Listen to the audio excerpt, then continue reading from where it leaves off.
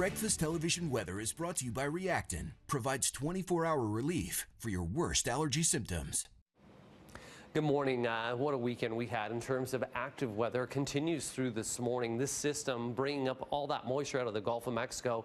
We're warm enough this morning that we are into some rainfall down through the downtown core over into the Niagara region. But some of the higher elevations this morning, just over towards Caledon, still seeing a little bit of mixing. Barrie, some areas could be into a little bit of freezing rain this morning, as well as into Aurelia to the east of us along the shorelines of Lake Ontario.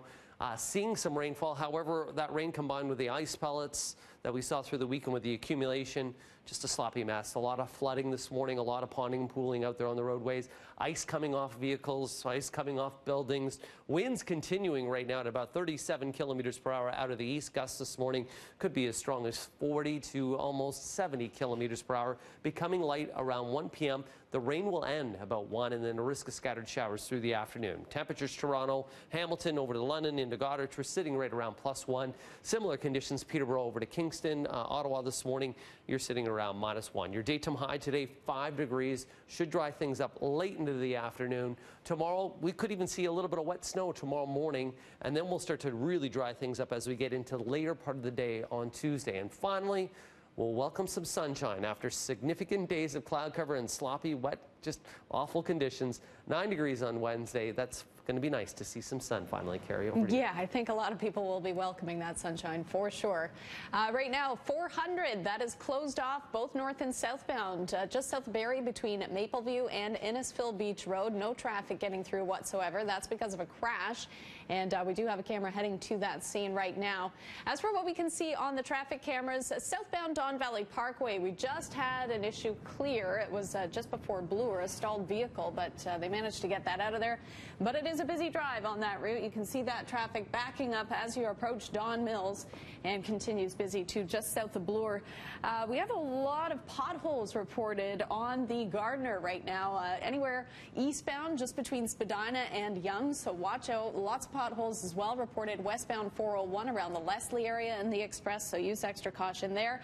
And as well, westbound 401 just at Kipling, we still have that right lane blocked off because of that stalled vehicle. Just a minor delay right now, but I would avoid going out unless you absolutely have to. The conditions are just terrible across the board. I'll send it back downstairs to you, Mel. Okay, a number of things to cover, all weather related. Let's begin with the school and bus cancellations this morning. Schools are closed for Peel Public and Catholic boards, Halton Public and Catholic, as well as Hamilton Wentworth Public and Catholic, as well as schools in Wellington Dufferin. Now, there are no buses running for Toronto Public Catholic, York Public and Catholic, Durham Public and Catholic, and Peel District School Board. No buses in Peterborough City and County, Northumberland, Clarington.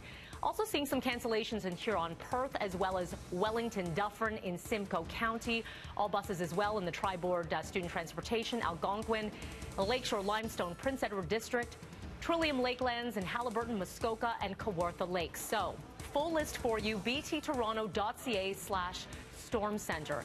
We're also following some major issues on the TTC. Service on Line 3, the SRT, suspended right now because of earlier weather-related issues. As a result, shuttle buses will be operating from Kennedy to McCowan. Also, there is no subway train service on Line 2 between Kipling and Jane due to some late clearing work. There are shuttle buses running there. Also staying with Line 2, keep this one in mind. There is no train service between Vic Park and Kennedy. This is all because of a hydropower issue at Warden Station. So shuttle buses running there as well. Now, you heard Kerry mention about this closure on the 400. This is through Barrie. All lanes closed off on the 400 from Mapleview to Innisfil Beach Road. Reports of a tractor trailer jackknifed here, possible a spill as well. Let's get to Kerry Schmidt, who is live on the phone right now with us. OPP Sergeant Kerry Schmidt with an update on this one. Good morning to you. Good morning. What can you tell us on an update on the 400? Yeah, I'm told there's actually 3 transport trucks involved in that wreck. 4 northbound, like you said, is closed. We had 1 transport truck southbound go through the center guide rail, taking out a whole section of that. As it went through, a northbound transport truck slid into the ditch on the northbound side. We've got another transport truck on the southbound side. The 1 transport truck has lost hundreds of liters of diesel fuel, and that's going to be all across the highway. It's going to make it very slippery, and that's why the highway is shut down. Delays in the area. There's standing water in many parts of the area. We've got many reports of collisions and vehicles sliding off the highway. It really is a mess this morning, and people better not be in a hurry because it's only going to get them into trouble. Yeah, I assume it's going to be way too hard to tell as to how long this closure could last. Well, I'm guessing it'll be several hours for sure. I think the morning rush hour is going to be impacted completely, and we'll see how soon we get these things cleaned up before noon. Sergeant, do you have an update at all if there were any injuries in this crash? Yeah, no reports of any serious injuries, thankfully, so that is the good news of it, but obviously a huge headache for everyone who's now stuck in that and trying to get around it.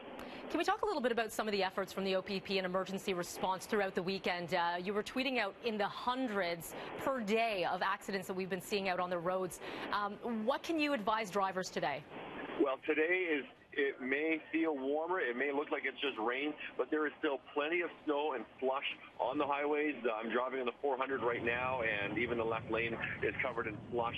The highways all across the GTA have areas of standing water. There's reports of a lake effect on the 400 near the westbound service center out between Milton and Cambridge, standing water. So be very careful going through any areas of pooling water.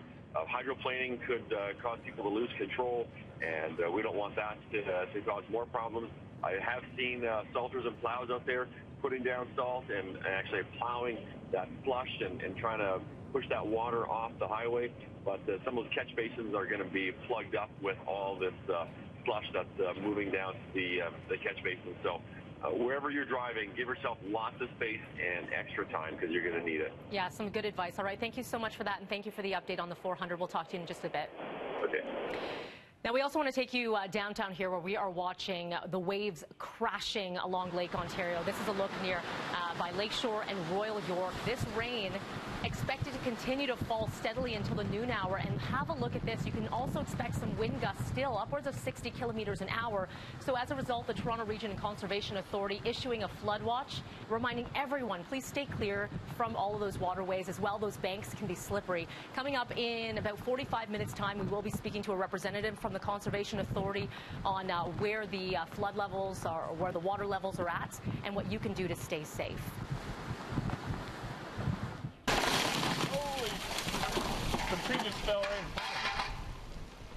Now, unfortunately, we've seen a whole lot of this. This is a tree at Gleedmount and Barker Avenues in East York, one of dozens in Toronto coming down when there were gusts of upwards of 100 kilometers an hour, bringing down power lines as well. Some of these limbs landing on vehicles and homes. A combination of ice, rain, and wind proving much too much for these trees. This was a repeat situation right across the city and through the GTA. We mentioned that shuttle buses running through the Scarborough area, and it is because of this. At Victoria Park and Steeles, the ice storm bringing down 6 hydro poles, the wires coming down onto a vehicle as well. Luckily, there were no injuries here, but much of the lanes blocked off right now, and Toronto Hydro, in fact, tweeting that picture out where you could see it coming down on a vehicle. They have been working tirelessly to get power restored to all regions. We want to show you the outage map from Toronto Hydro. This is the most recent update. Again, they've been working tirelessly. Only, well, I say only because relatively speaking, but about 10,000 customers still remain without power. Crews are working on the biggest outages first, and then they are working to more of those isolated spots. So it could still be some time. They are just asking for your patience as they work to get the power back up and running.